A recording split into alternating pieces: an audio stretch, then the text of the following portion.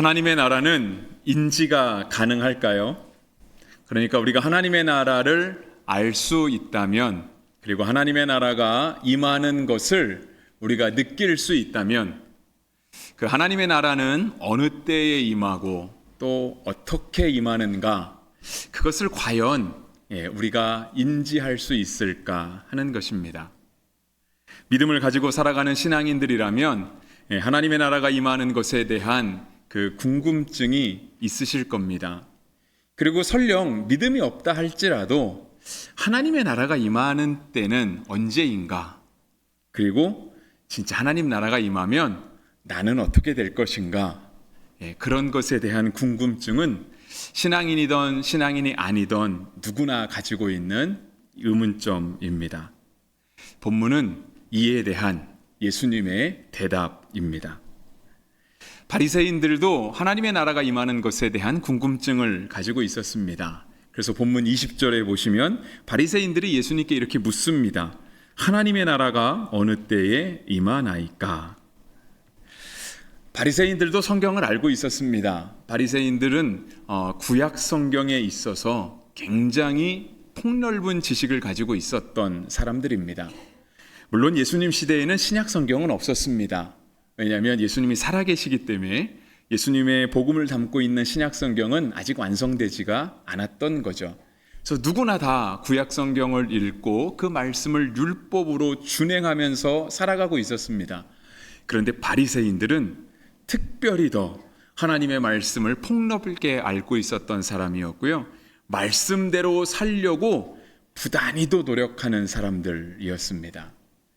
그래서 이들은 실제로 예루살렘 절명이 성전이 멸망하고 난 다음에, 그러니까 예수님이 이 땅에 계시고 승천하신 이후에 바리새인들은 정말 더 그들의 그 말씀대로 살려고 하는 노력들을 더 힘쓰고 자신들끼리 구별되기 위해서, 그러니까 우리는 하나님의 말씀을 지키는 사람이다 라고 하는 것에 흠이 되지 않기 위해서 정말 뼈를 깎는 노력들을 했습니다. 그래서 당시 아무나 바리새인이 될 수는 없었던 거죠. 그러니까 바리새인이 되려면 하나님의 말씀에 철저하게 순종할 수 있어야 된다. 그것들이 적어도 어느 정도 인정은 받아야 그 바리새인이라고 하는 무리 가운데 들어갈 수 있었습니다. 이런 바리새인들이 살아가던 이스라엘 사회에는요, 메시아 대망 사상이라는 게 있었습니다. 그러니까 메시아를 기다리는 그런 간절한 소망들이 그 당시 이스라엘 사회를 움직이고 있었던 거죠. 메시아는 그리스도를 뜻합니다. 그러니까 우리말로 하면 구주 또는 구세주라고 번역할 수 있고요. 세상을 구원하시는 분, 그것이 이제 히브리 말로 하면 메시아, 그리스 말로 하면 그리스도입니다. 그러니까 우리가 예수님을 메시아로 고백하고 또는 예수 그리스도라고 부르고 예수님을 나의 구주, 나의 하나님으로 부르는 것은 다 같은 뜻입니다.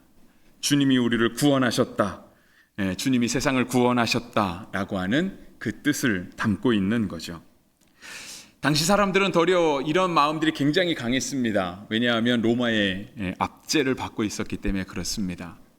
빨리 구주가 오셔서 우리를 자유롭게 해주면 좋겠다, 우리를 해방시켜주면 좋겠다라고 하는 사상들이 그 당시 사람들에게 많이 만연되어 있었습니다. 그래서 바리새인들도 그렇게 물었던 것 같습니다. 하나님의 나라가 어느 때에 임하나이까? 조금 더 기다려야 하겠습니까? 우리 때에 볼 수는 있겠습니까? 그러한 질문들이 바로 오늘 본문에 담겨 있는 것이고요. 하나님의 나라가 임하면 그럼 우리는 어떻게 되겠습니까? 그러한 궁금증도 담겨 있는 겁니다. 그것은 우리에게도 똑같은 관심사라고도 말씀드릴 수 있겠습니다. 우리도 다 예수님 믿고 있고 하나님의 나라가 임하기를 간절히 기다리고 있잖아요. 우리의 삶이 하나님의 나라처럼 되면 좋겠다, 우리가 신앙생활하는 우리 교회가 하나님 나라 같으면 참 좋겠다라고 생각을 가지고 있는데, 또 한편으로 주님의 나라가 임할 때 나는 어떻게 될까? 이러한 궁금증을 똑같이 가지고 있는 것이죠. 근데 예수님께서 이러한 바리새인들에게 대답하시기를 20절 중간에서부터 21절까지 이렇게 말씀하셨습니다. 예수께서 대답하여 이르시되 하나님의 나라는 볼 수 있게 임하는 것이 아니요 또 여기 있다 저기 있다고도 못하리니 하나님의 나라는 너희 안에 있느니라. 예수님의 대답만 보면은 예수님의 대답에 다소 실망할 수 있습니다. 왜냐하면 예수님 하나님의 나라가 언제 임하십니까? 라고 물어보았는데요. 예수님은 하나님의 나라는 눈에 볼 수 있게 임하는 것이 아니요 라고 대답하셨기 때문에 그 대답을 들은 사람들은 실망할 수도 있다라고 하는 거죠. 왜냐하면 하나님 나라가 오기를 간절히 기다렸는데 그 나라가 임하고 나면 나는 어떻게 될까가 몹시 궁금했는데 예수님의 대답이 하나님의 나라는 눈에 볼 수 있게 임하는 것이 아니다 라고 대답을 하시는 거예요. 이 부분을 새 번역에서는 이렇게 번역했습니다. 하나님의 나라는 눈으로 볼 수 있는 모습으로 오지 않는다. 제가 간혹가다 인용하는 영어 성경 CEV라고 하는 버전이거든요. 컨템포러리 잉글리시 버전인데요. 거기에 보면 하나님의 나라가 임하는 것에 대한 예수님의 말씀을 하나님의 나라는 눈에 볼 수 있는 성질의 것이 아니다 라고 번역을 했습니다. 그러니까 정말 예수님께 물었던 이 궁금증, 하나님의 나라는 언제 임합니까? 라고 하는 이 궁금증에 사람들이 예수님의 대답을 듣고 나서 조금 실망할 수도 있는 거죠. 그럼 뭔가? 라고 하는 생각이 드는 거예요. 근데 예수님도 그렇게 질문하는 그 의중을 모르실 리는 없습니다. 그래서 예수님은 21절에 이와 같이 이어서 말씀하셨습니다. 또 여기 있다 저기 있다고도 못하리니 하나님의 나라는 너희 안에 있느니라. 네, 하나님의 나라는 너희 안에 있느니라 하신 예수님의 말씀처럼 하나님의 나라는 우리 가운데 있는 줄을 믿습니다. 네. 아까 우리 일부 예배 때는 이 말씀에 우리 장로님만 아멘을 해주셨거든요. 그래서 제가 너무 감사하다고 말씀을 드렸는데 2부 때도 많이 아멘 하시진 않으시는군요. 근데 저도 역시 그렇습니다. 왜 이게 아멘이 잘 안 나올까? 우리에게 궁금증은 하나님의 나라가 언제 올까? 하나님의 나라가 임하면 우리는 어떻게 될까? 그 나라를 우리가 눈으로 볼 수는 있을까? 그러니까 소위 말해서 오늘 설교 제목처럼 그 나라를 우리가 인지할 수 있을까라고 하는 궁금증은 늘 있는데 예수님이 하신 대답이잖아요. 예수님이 우리에게 가르쳐 주시는 거예요. 하나님의 나라는 눈으로 볼 수 있는 게 임하는 게 아니다. 바로 하나님의 나라는 너희 안에 있느니라 라고 예수님께서 말씀하셨는데 이게 잘 아멘이 안 되는 거예요. 아멘이 안 되는 이유는 바로 이런 이유가 아닐까 싶어요. 우리 안에 있다고 하나님 말씀하시는데 우리 안에 있다고 하면 느껴져야 되는 것이 아닌가 하는 거죠. 내 몸의 일부처럼 내가 배고프면 배고픔을 느끼고 배부르면 배부름을 느끼고 어디가 아프면 아프다고 느끼고 행복하면 행복하다 느끼고 그렇게 우리 가운데 있는 것이라고 한다면 내가 하나님의 나라를 느낄 수 있어야 되는데 잘 안 느껴진다라고 하는 거예요.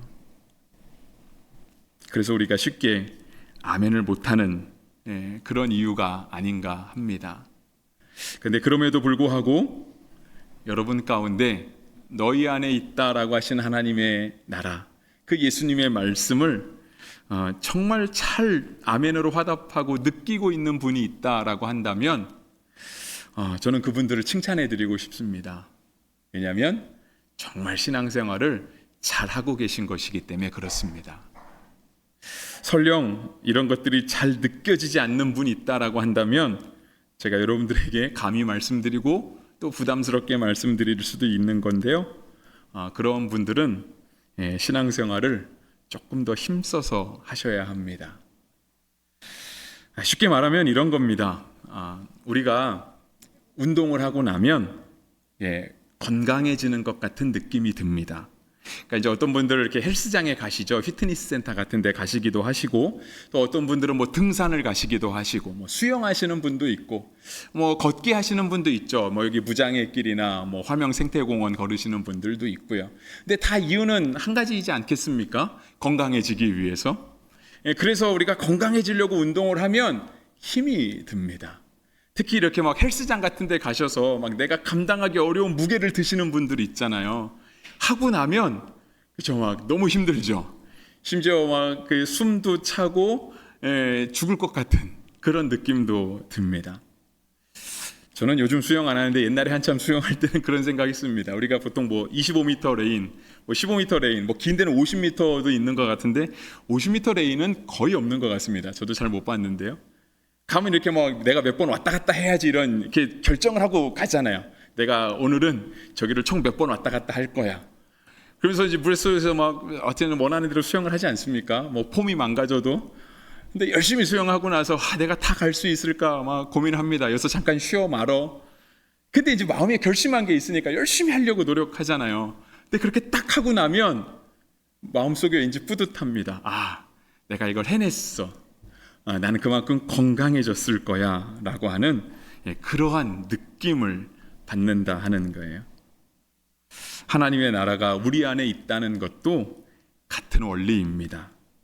오늘 우리가 하나님의 나라를 우리 가운데 이루어지게 하기 위해서 하나님의 말씀대로 살려고 노력할 때, 그 하나님의 말씀이 그냥 내가 머릿속으로만 아는 것이 아니라 마치 바리새인들은 그렇게 알고 있어서 예수님께 외식하는 자라고 혼나지 않았습니까?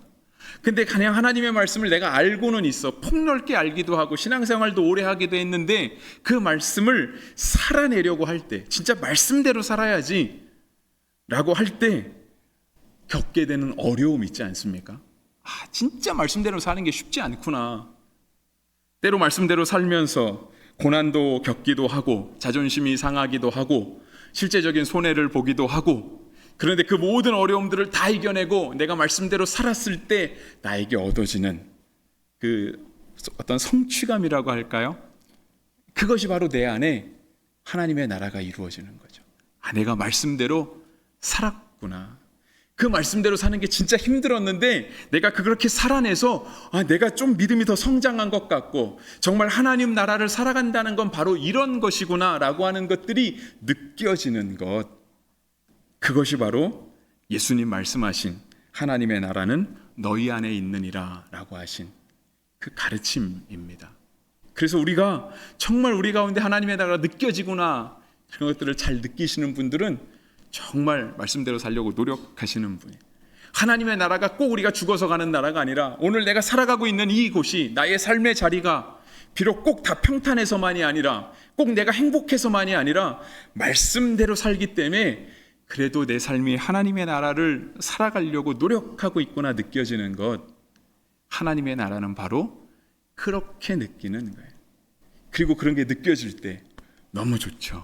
정말 예수님의 말씀처럼 하나님의 나라가 너희 안에 있다라고 할 때 우리가 같이 아멘으로 화답할 수 있게 되는 것이죠.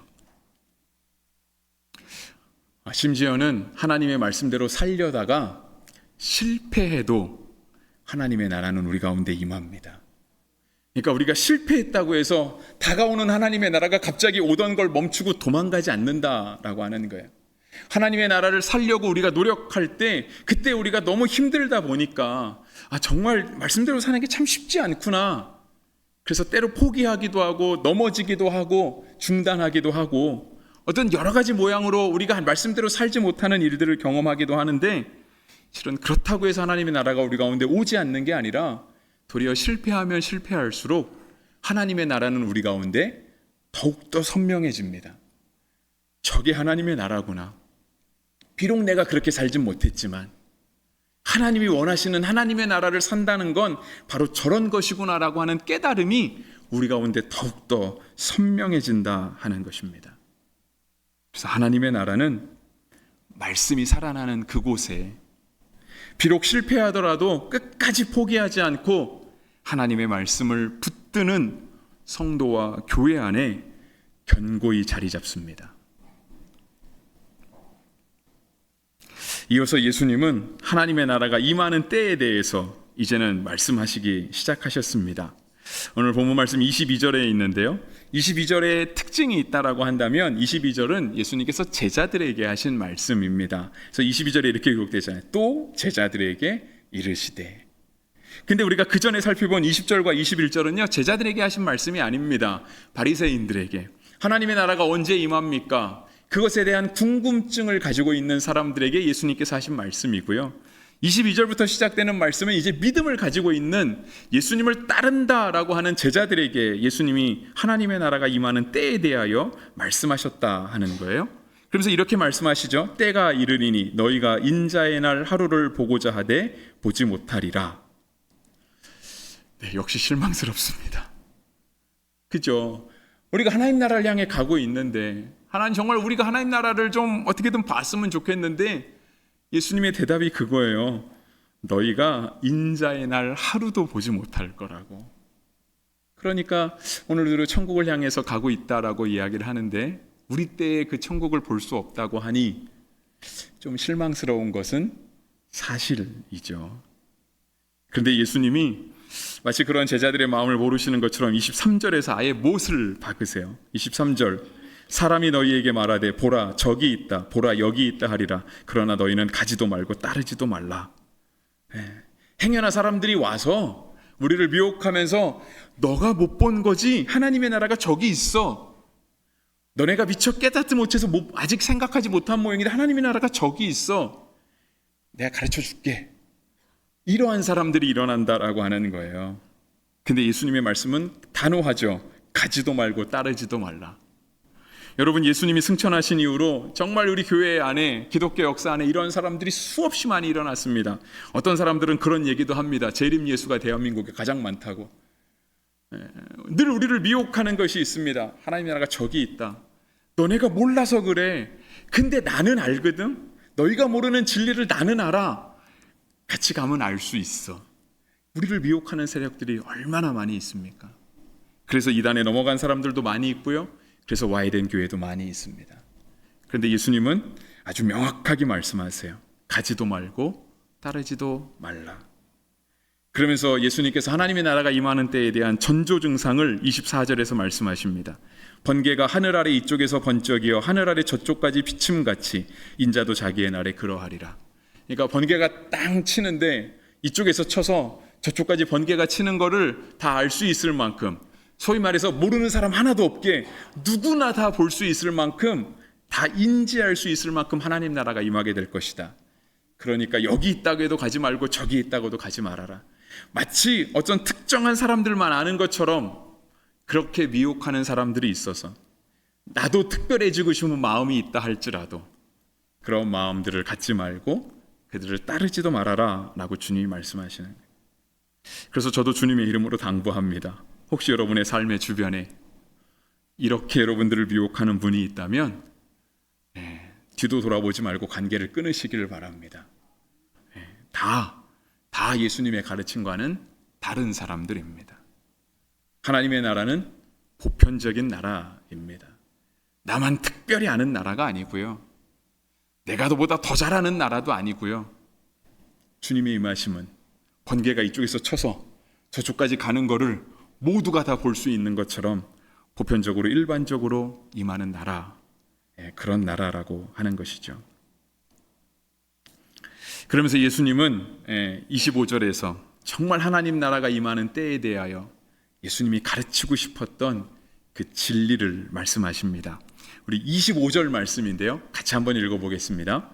그러나 그가 먼저 많은 고난을 받으며 이 세대에게 버림받아야 할지니라. 아멘. 네, 여기서 고난은 예수님의 고난입니다. 그러니까 우리의 고난이라기보다는 성경이 말씀하시는 25절의 고난은 예수님의 고난이었습니다. 예수님이 고난을 받으셨죠. 예수님은 하나님의 아들이셨지만, 그래서 예수님은 하나님 나라를 살아가고 계신 분이라고 누구나 말할 수 있지만 그 예수님이 먼저 고난을 받으셨다 하는 거예요. 십자가에 달리셨고요, 많은 사람들에게 조롱과 모욕도 다 당하셨습니다. 그런데 그거를 본인이 받으셔야 될 일인 줄 알고 다 받고 십자가에서 우리의 죄를 대속하시고 부활하셨습니다. 그 고난이 먼저 있다라고 하는 거예요. 그래서 제자들에게 가르치시는 거예요. 제자들에게 말씀하셨다고 22절에 돼 있잖아요. 믿지 않는 사람들, 그래서 진짜 하나님 나라 언제 오지? 그때 우리는 어떻게 될까? 누구나 가질 만한 그런 궁금증을 가지고 살아가는 사람들이 아니라 믿음을 가지고 예수님을 따른다라고 하는 사람들에게 예수님께서 말씀하시는 거예요.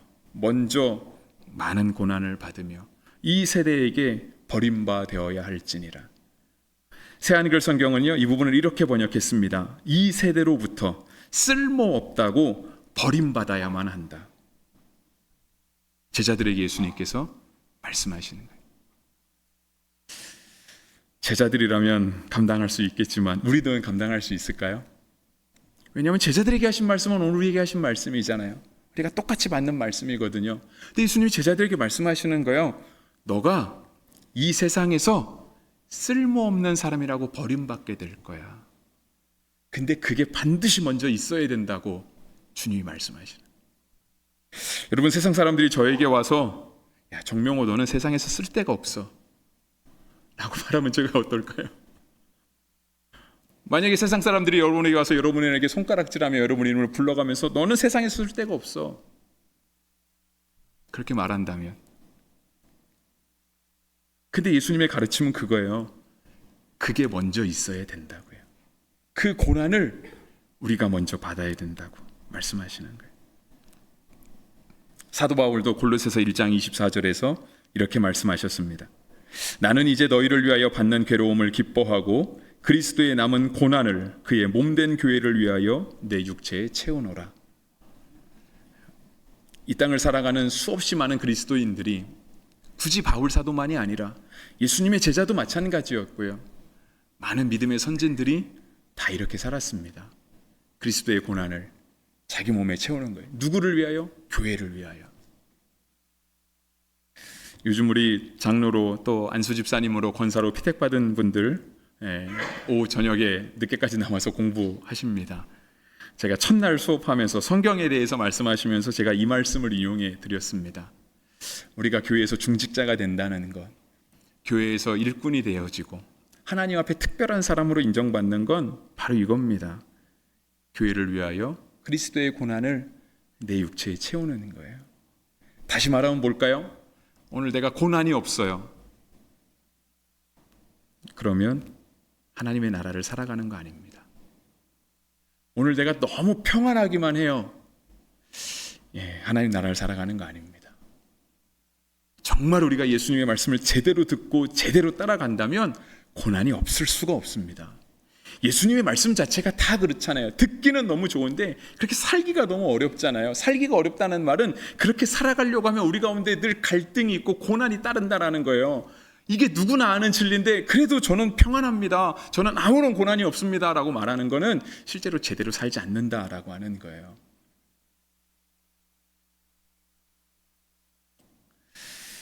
네, 고난이 없으면 영광도 없죠.